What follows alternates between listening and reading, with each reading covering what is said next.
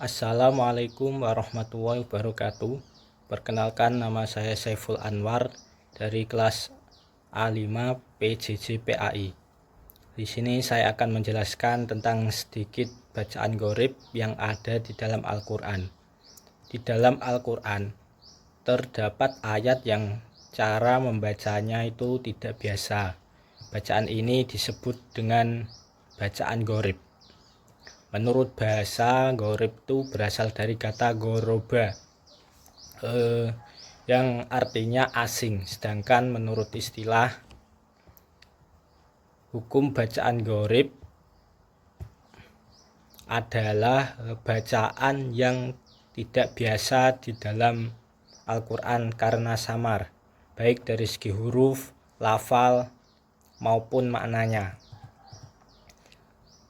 Bacaan-bacaan gharib di dalam Al-Quran yang dianggap gharib menurut qiraah Imam Asim riwayat Hafs antara lain yaitu ada saktah, imalah, nakli, ismam, dan tashil.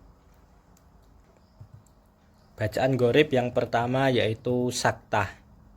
Secara bahasa, saktah adalah al-man'u yang artinya diam, tidak bergerak, menahan. Sedangkan secara istilah artinya saktah yaitu berhenti atau diam sejenak secara menahan suara yang dilakukan dengan tanpa bernafas. Lamanya kira-kira 1 alif atau 2 harokat, diniatkan untuk melanjutkan kembali bacaan.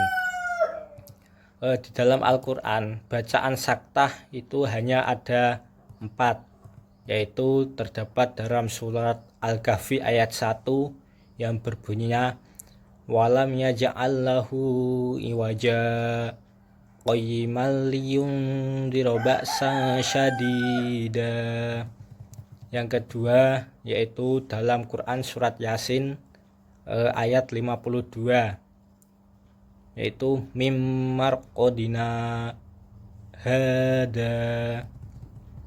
Selanjutnya terdapat dalam Quran surat Al-Qayyimah ayat 27 yang berbunyi waqilaman raq. Yang terakhir dalam surat Al-Mutaffifin ayat 14 yang berbunyi kallabal rona ala qulubihim. Itulah contoh bacaan saktah yang ada di dalam Al-Quran. Yang selanjutnya yaitu imalah. Imalah artinya miring. Secara bahasa, imalah berasal dari kata amala yamilu imalatan, artinya memiringkan atau membengkokkan. Sedangkan secara istilah, imalah adalah memiringkan fathah kepada kasroh atau memiringkan alif kepada ya, sehingga keluar bunyi yang mendekati e. Menurut Imam Hafs, imalah hanya terdapat dalam surat Hud ayat 41. Bismillahirrahmanirrahim. Wa qala irkabu fiha bismillahi majriha wa mursaha inna rabbi laghafurur rahim. Di situ terdapat kata atau lafal majroha tetapi dibaca majreha. Itulah lafal yang imalah yang terdapat dalam Al-Quran. Selanjutnya yaitu nakli. Menurut bahasa nakl artinya memindahkan.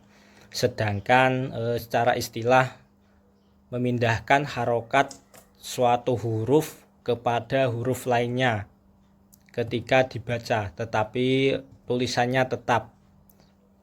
Maksudnya memindahkan harokat hamzah ke huruf mati sebelumnya, dan setelah itu hamzah tidak dibaca.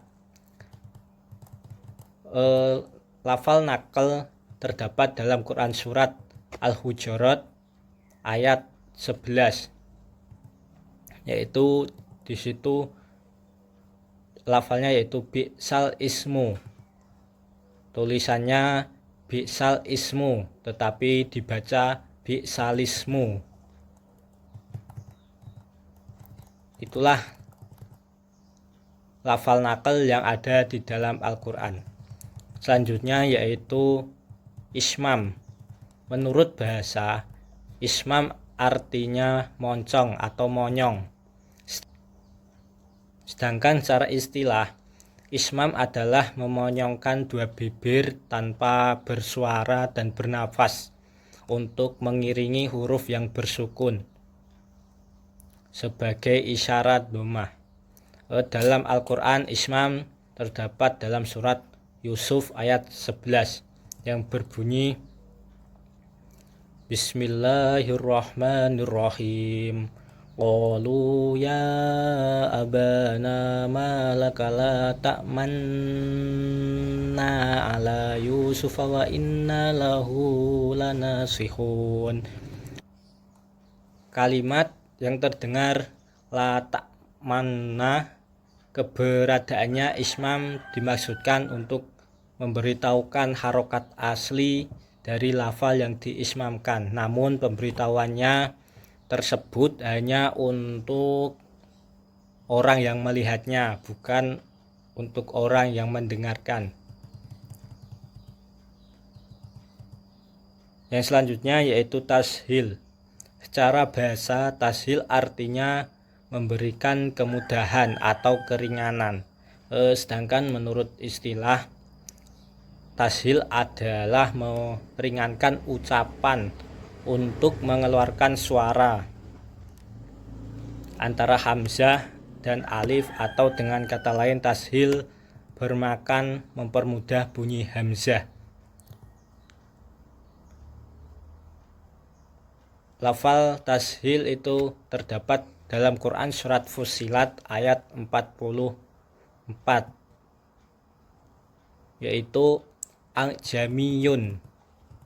Di situ tulisannya hamzah dan alif ada dua, tetapi bacanya hanya satu, yaitu a'jamiyun, bukan a'jamiyun.